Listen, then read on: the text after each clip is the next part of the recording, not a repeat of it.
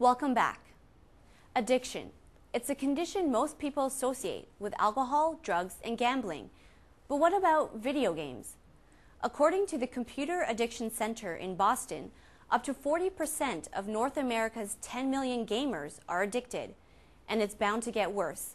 With the growing popularity of online gaming, video game addiction has become a legitimate health concern. Giovanni Paola has a story. You easily become addicted to it. It does actually exist. You get that gratification. It feels good. There's definitely a pull to keep playing it. You completely forget about the outside world. You get that feeling of elation. You forget about all your problems. You feel like coming back and doing it again. Rushing home from work or school to play it. I hate to use the word high, but this is how many gamers describe their experience. And if it isn't addiction, it sure sounds like it. Video gaming is taking over the entertainment industry. Already it's worth $7 billion a year in North America, and it's growing faster than any other sector. Faster than movies, faster than music. But it's also taking over the people who play them. Carol Bennett is the owner of Head to Head Internet and Gaming Cafe. It has seen a 10 to 15% growth in the number of gamers since last year. Lots of people have consoles at home, but they keep upgrading. It gets expensive, so in my business, an internet cafe, we can give them the newest games right when they come out, as opposed to them having to wait. Christine Greaves is the president of the Western Electronic Gaming Association, a club at the University of Western Ontario that has doubled in size in 3 years. She says gaming has entered mainstream culture because, unlike the past, the complexity of games today brings people together. Especially now with online games, you can play with your friends, which is a huge deal. Games now that don't have online capabilities generally don't do as well, especially with the massively multi-online games that are out now. Like World of Warcraft has 5.5 million people playing it. I think that's intense.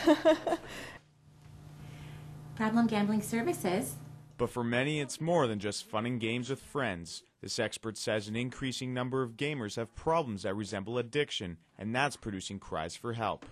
We have had a handful of calls quite recently from concerned others, family members or life partners of people involved in video gaming, who are saying that their lives have drastically changed since the gamers have become so involved in this activity. They are neglecting their responsibilities, they're sort of distancing from relationships, not getting any sleep, becoming very moody. Miguel is an avid video gamer, playing between 20 and 30 hours a week. He admits pulling away can be a struggle. Hi, I need to buy some time. Okay.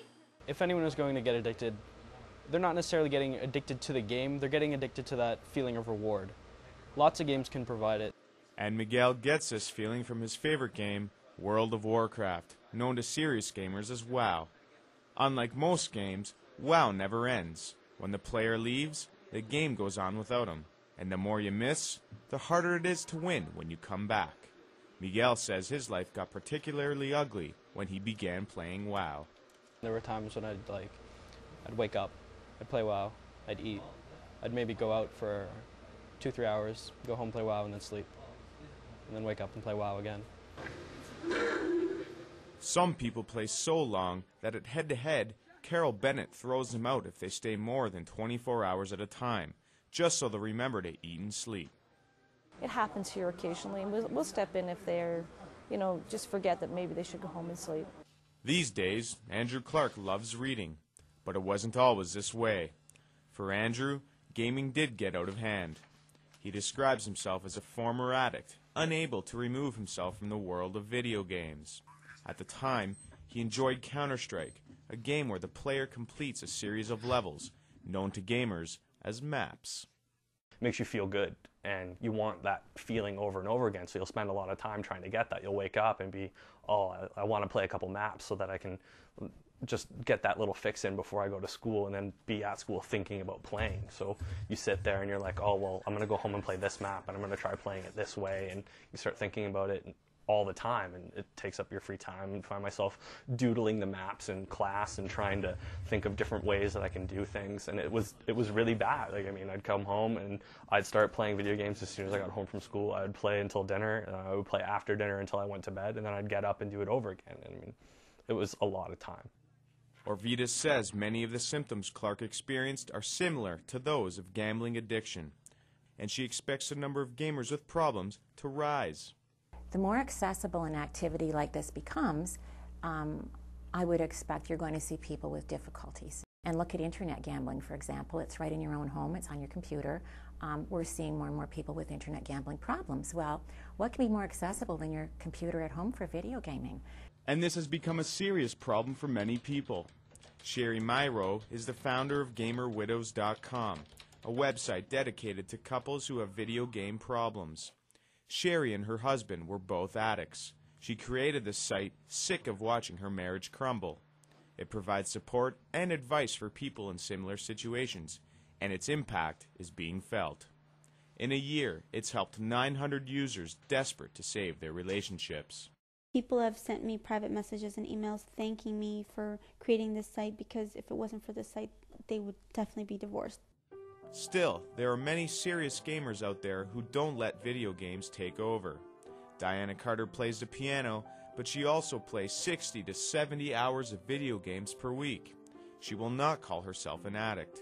She says she is able to maintain an active lifestyle, and she's even completing her PhD in linguistics. It depends on you. I mean, if you can't be bothered, then you're not going to get anything done. I play a lot, but yet I still have some self-control. My whole life it's been that way, where I have a goal, I set it, and I do it.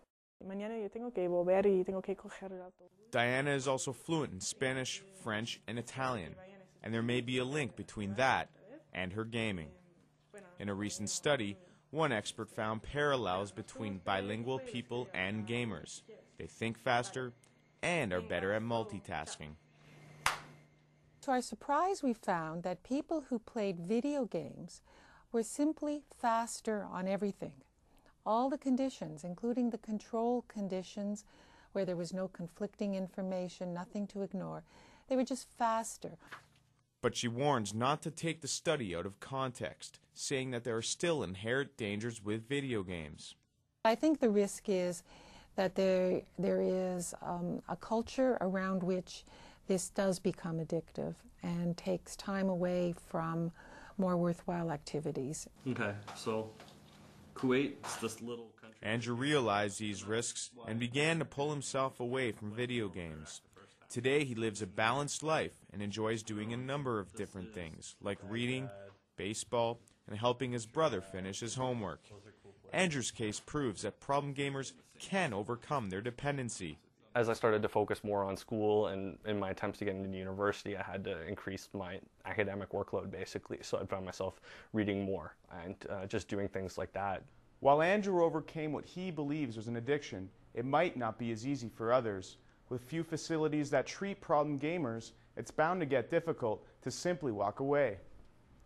For 30 Minutes, I'm Giovanni Paola.